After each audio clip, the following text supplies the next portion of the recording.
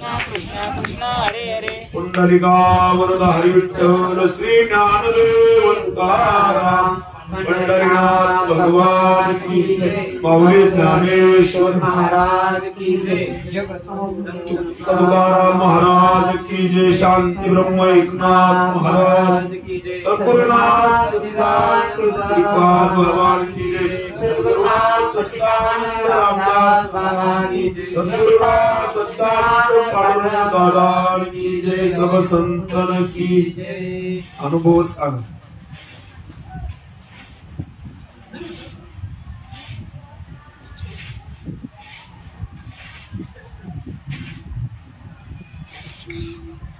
नाम म्हणजे मला काहीच नव्हतं माहिती कसं नाम कशाला माहिती थोडा माईक समोर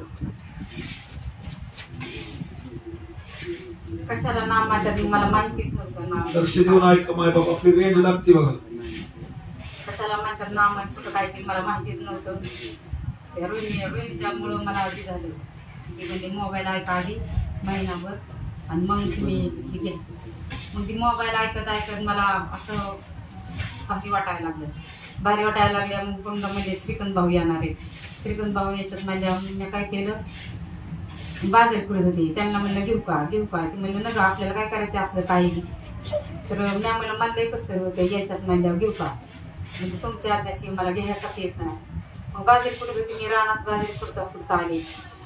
बाजार पुरता आले असे हात पाय घालून पळतच आले रुमच्या घरी गेली आणि मग सगळी म्हणली हे असं तरी हिरवं खाणारे हिने कसं काय घेतले अमोग दाखते हिने कसं काय घेतले सगळी लागली खावाळा मी म्हणलं मला ना दवाखाना लय केलं म्हणलं बारामध्ये 2-3 दवाखाना आणि बिर्ला हॉस्पिटलला केलं आणि त्याला बी केलंय नगरला बाळक्याच्या इथं लय दवाखाना केलं मला काय फरकच पडा कुठं मग मी आणलं मला नाम घेतलं फरक पडला तर पडला म्हणून मग मी नाम घेतलं आणि मग म्हणलं तशी मला गोळी नाही अशी कधीतरीच गोळी खाल्ली नाही मला पोटाची गोळीच नाही पोटाची नुसती एक गोळी जाते आणि हरळ उगावली असती नाम नसतं घेतलं तर आणि मग ते नाम घेतल्या मग दादा मला दादा भावायचे दादा म्हणले कशामुळे हे असं घ्यायचे नाम मी म्हणलं मला कशामुळेच नाही घ्यायचं मला काय हात कळत नाही कशामुळेच नाही घ्यायचं पण म्हणलं माझ्या पोटात दुखतोय म्हणतात घ्यायचंय नाम पोटात दुखतोय मग घ्यायचं दादा काय म्हणले राहून जाईल तुमचं पोटातलं त्याच दिवशी संध्याकाळी दादा आले आणि दादा आल्यावर स्वप्नात आले दादा म्हणले असं दादाने केलं शंकर दादाने असं केलं आणि दादाने उलटी केली दादाने दादा म्हणले हे पोरे इकडे मी म्हणलं काय झालं दादा म्हणले हे पुसून काढ तुझा आता पोट राहील दादा म्हणलं तुझं पोट राहील आता पुसून काढ आणि मग तसं करून अशीच यायला लागली की काय बिगवानला हात मोडल्या काही घरची घेऊन द्यायला म्हणजे आता कशी जाते बघ हात मोडल्यावर मनालीच देते काय तरी मी काही तिच्या सोडणार तसे हात मोडा तरी तसंच हात झाला बांधाय नेल नाही कोणी चोळाय नेल नाही बांधून म्हणले चोळायला तरी नाही कोणी म्हणजे बघायचंच नाही ना म्हणजे मी जायचे नाही तिकडे मग फिरती या आणि मग बेगवान ह्याला दवाखान्यात गेली कर्जतला दवाखान्यात गेली हाडाच्या ते काय म्हणला हाड वाढले असं झाले हाड मग आता काय करा मी दवाखान्यात अशीच बसली रडत आता म्हणलं हाड वाढले ऑपरेशन करायचं म्हणलं ते नगरचा पत्ता गेला आणि मग आता काय करावं म्हणून मी अशी डोळं दाखवून रडत बसली एखाद्या बाजूने श्रीकांत भाऊ एखाद्या बाजूने सजू भाऊ तशीच रडली आणि मग त्यांनीच मला काय बुद्धी दिली काय मी कंपाऊंडर असतो त्याच्या फोन लावला माझ्याकडे फोन नव्हता काय नव्हता दिंडी द्यायसाठीच मी घेतलेलं होतं बेगवानच्या मुलाकडून लिहून त्याचा नंबर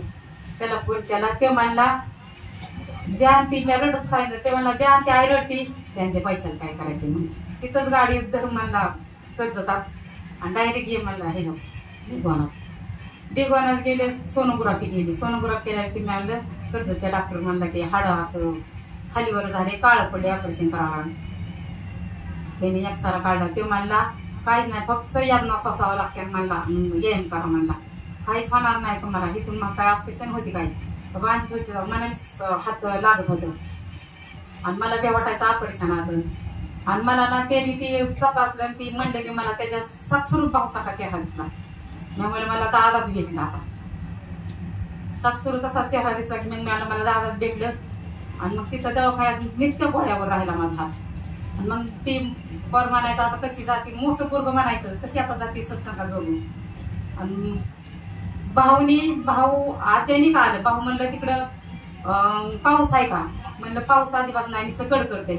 भाऊ म्हणलं आलोच 10-5 मिनिटात. भाऊ अचानक 7-8 जण आली. अचानक परिचय झालं. पुन्हा जयदी भाऊ आलं आणि ते पिंगळे ताई आले, ती परिचय झालं. मग असं करीत म्हणजे मग मी महिनाभर तिथंच दवाखान्यात होती. घरच्यांचा कोणाचाच विचार केला नाही. मग मालक म्हणायला ये आता हा राहिला हात. आणि मग हो तेव्हापासून मग ती घरी परिवर्तन व्हायला लागले, तिथं परिवर्तन व्हायला. मग ते बारक्या बी परिवर्तन झाले. आता हळूहळू मोठ्या बी परिवर्तन व्हायला लागलं. आणि मग ती आमच्या मालकावर बी परिवर्तन व्हायला लागलं. मालक आता जिकडे जाईल तिकडे अजिबात कुठंच आडू येत नाही, कशालाच आडू येत नाही, कशा काहीच मध्ये नाही. नाहीतर मी हाताई की इतका त्रास काढलाय काय सांगायचे. आता सांगायजोगच नाही, लय त्रास काढलाय हात. मॅडम 1-2 महिना पूर्व आखी रात झोप नव्हती आणि इरबळ पण झोप नव्हती. आणि निस्ता ठाणकायचा. मी निस्ती चिंतनाला बसायची. B1 मधलं चिंतनच बंद केलं नाही. झोप नाही आल्यावर रात्र इरबळली, चिंतनच कसलं बंद केलं नाही. आणि मग चिंतनच बंद केलं नाही. मग मी कसलं चिंतन केलं नाही, बंद केलं नाही. आणि मग मोठं वर्ग सुन काय म्हणली, तुम्ही चिंतन करताय मलाच कसं तरी होते, तुम्ही चिंतन करताय घरात सारखे मलाच कसं तरी होते. मी म्हणलं काय होते, मग ते मलाच घ्यावं वाटतंय ना, मलाच घ्यावं वाटतंय. माझ्यात असं भरून येते, म्हणजे मला आनंदच वाटतंय. आणि तिचं पदच तयार व्हायला लागलं. दुतानी म्हणायची दादा बाबावरून कशा काय करताना म्हणायची. चालूच झालं. मग ते हळूहळू म्हणजे मला पण घ्यायचंय. मी निर्णय घेतलाय का म्हणजे मला बी घ्यायचंय. आणि दादा बाबांनी माझं ना सगळी घरातली शांत आणल्यात, सगळी. आणि लय परिवर्तन झाले सगळ्यावर. आणि लयच भारी वाटतंय मला आता. इतका आनंद वाटतंय की माझं कशातच मन लागत नाही आता. असं हाव नाही, धाव नाही, काय सुद्धा वाटत नाही. जिथं जाईल तिथं असं शांतच वाटतंय. नाही तर मी लय कडाकडा करायची पहिली, इतका बदल पडलाय.